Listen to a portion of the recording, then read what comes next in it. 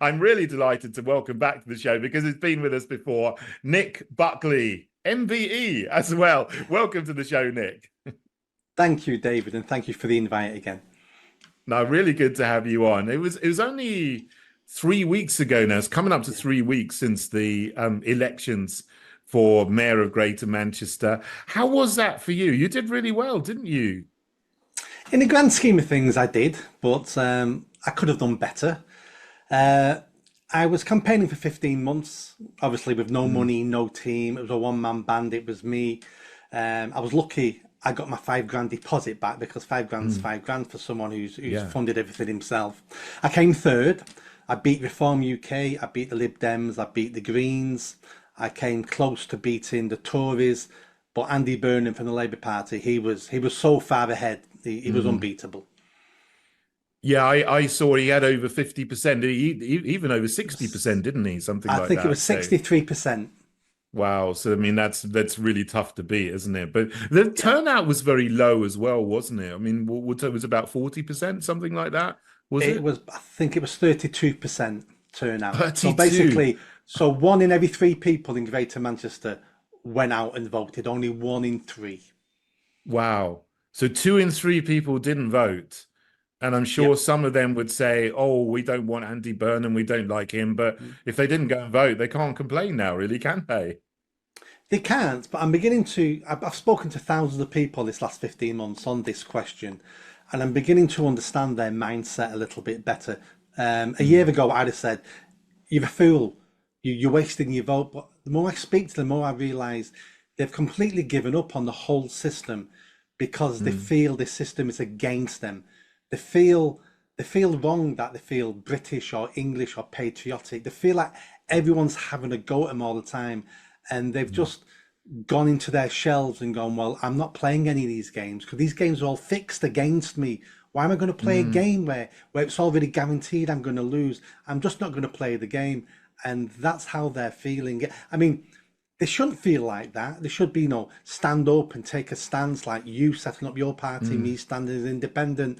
But I'm beginning to understand more and more and more that over decades we've ground them down, we've beaten them down, and they feel like nothing.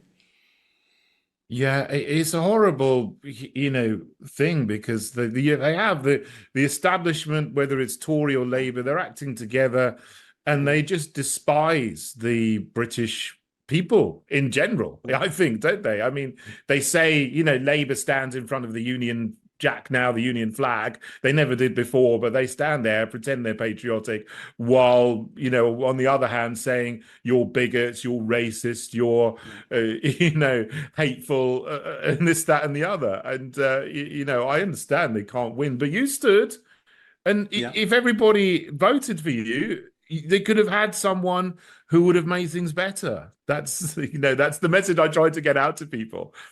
Exactly. That's the message I've been trying to get out. I would have come second if Reform UK hadn't entered the race at the very last Mm, minute. I then would have come second. I'd have got 100,000 votes. I would have been national news, but you mm, don't get any news when you come third. Um, but everyone's entitled to stand, so I'm not criticising yeah. Reform UK. They've got every right to stand as anybody else, and no one should be doing each other's favours really when you're standing for election. Mm, That this is an important thing. So I'm not criticising Reform UK, but things would have been different if they hadn't have stood. I would have been national mm, news. It could have been something across the country that other people would have went, look what an independent can do. Look what we can mm. do when we stand together. We still wouldn't have beat Andy Burnham, but it would have sent a great signal across the country. It certainly would. I mean, I wish you could have had that chance, but you still did incredibly well considering there Mm. was a lot of tough competition there, and you get your deposit, well, which is really really good. Yeah. So all credit to you there. But we're also in the news today, as well as it's great to see you talk about the Manchester elections. But something else you're concerned about, as you've spoken about, is this contaminated blood scandal. 40 years ago now, and we're just having an inquiry today. People are only getting justice just now. I mean, do you think that this should have been done beforehand? I mean, what do you make of this inquiry and what's been said about it? This is a good example of what's wrong with our government, what's wrong with our civil service. Mm, Everybody makes mistakes. So I can understand us making mistakes in the 70s about contaminated blood when we had no idea what AIDS was, when we didn't know mm, what hepatitis B was. People make mistakes. I understand that. Where this story is then got into the realms of unforgivable is the fact once they knew what was going on, it was all about a cover up. mm, That's why I despise some of these people. It's same with COVID. When COVID first came along and we had the first lockdown, for the first week or two, I was like, well, I can understand why the government's done this. Look at TV, it's scary. Look at China, look at Italy. They've locked us down. Well, I can understand that, but after 2 weeks when we knew it wasn't as bad as we thought, the cover up starts then. I'm on the mm, treadwheel. I can't change policy now. Well, a leader changed policy when you mm, get new information because your party, your policy isn't important. What's important is the welfare of the public. So going back to the blood scandal, we need to dig out who these people were who did the cover up. We need to mm. dig out these people, and most of them will be retired now, and there's nothing we can do with them unless they broke the law, in which case they need prosecuting. But we need to name and shame them. We need to send a signal through the whole government, through the whole civil service, that it doesn't matter how long you can cover something up, because when it comes out, we will take our revenge on you. That's the Mm. message we need to send, because this is disgraceful. It's same with the post office scandal. It's never the mistake. It's always the cover up that really Mm. gets to me. Absolutely.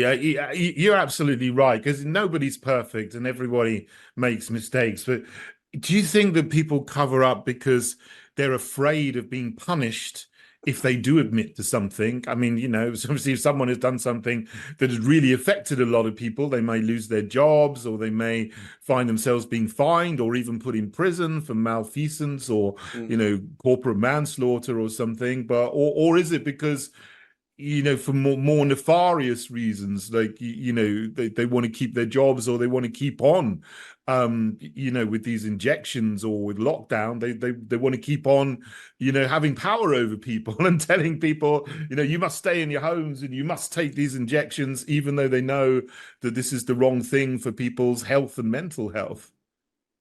I worked in government for nearly a decade. All our problems come from incompetence. I don't buy into really the the big conspiracy theories about controlling us. That's how it comes across. Incompetence can always come across as corruption, but it is really all incompetence. Our civil service, every department I ever worked in, had a philosophy of we cover mistakes up. We cover mistakes up because it will look bad on us and it will look bad on our political leaders. So therefore we cover up all our mistakes, because the last thing we need is something in the Manchester Evening News, in the Daily Mail. We have a culture of covering up. It's everywhere. It's the NHS. That's why Mm. we don't report mistakes in the NHS, because if we did, other hospitals could learn from those mistakes. But instead, what we do is we cover it all up because we don't want our hospital to have a bad reputation. We don't want the board to be embarrassed. But that's the wrong thing. When we make mistakes, we've made the mistake, it's too late. But let's get some learning out of that mistake so no one else has to make that mistake again. It's all cover up after cover up after cover up, and it's just the culture of our civil service. I do agree with you on that, but I do have to say I think that there are people behind the scenes as well who have got grand plans. Klaus Schwab of the WEF did write a whole book called The Great Reset, where he talks about exactly what he wants to do with the economy and taking control of nations and taking away our freedom. I mean, I respect, I respect your views on that, but I do have a slightly different view myself. But I do absolutely agree with you on the cover up thing. There is incompetence, and some people lower down in the food chain, are afraid of being found out because it's going to affect them personally. I think it's a bit of Yeah. both, but that's my opinion. Let, Obviously, we have free speech, so we yeah. can disagree on some things, which is Let me great, ask and you a we can still question. disagree respectfully. Yeah, please Yeah, do. yeah. Let me ask you a question. So this is what I say to people all the time. We have these disasters like the blood scandal and the post office scandal, and then we have a public inquiry. Costs hundreds of millions, takes years. Can you ever think of any public inquiry that led to the sacking of anybody, that led to holding anybody accountable? Because I can't. Mm, Every public inquiry always says lessons have been learned. That mistake can never mm, happen again. So even when we have the public inquiries, it doesn't hold anyone accountable. No mm, lessons are really learned because when I was running for mayor, what I was going to do if I'd won was, because the mayor was also the police crime commissioner, I was going to look mm. at every review into child sexual abuse in Greater Manchester.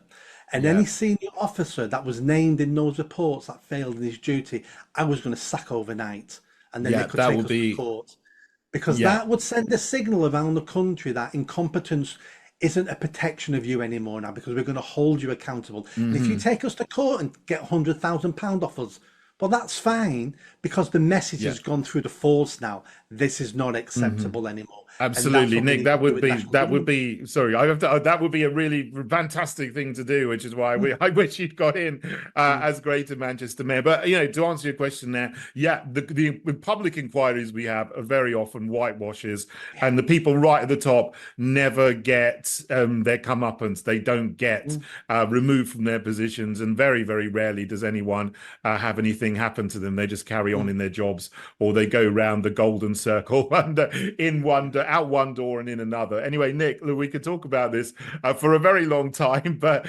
we've got some more guests to come on the show just after the break, so we'll have them on in a minute. But Nick, really great to talk to you, and thank you for coming on the show, and all the best in whatever elections you stand in next.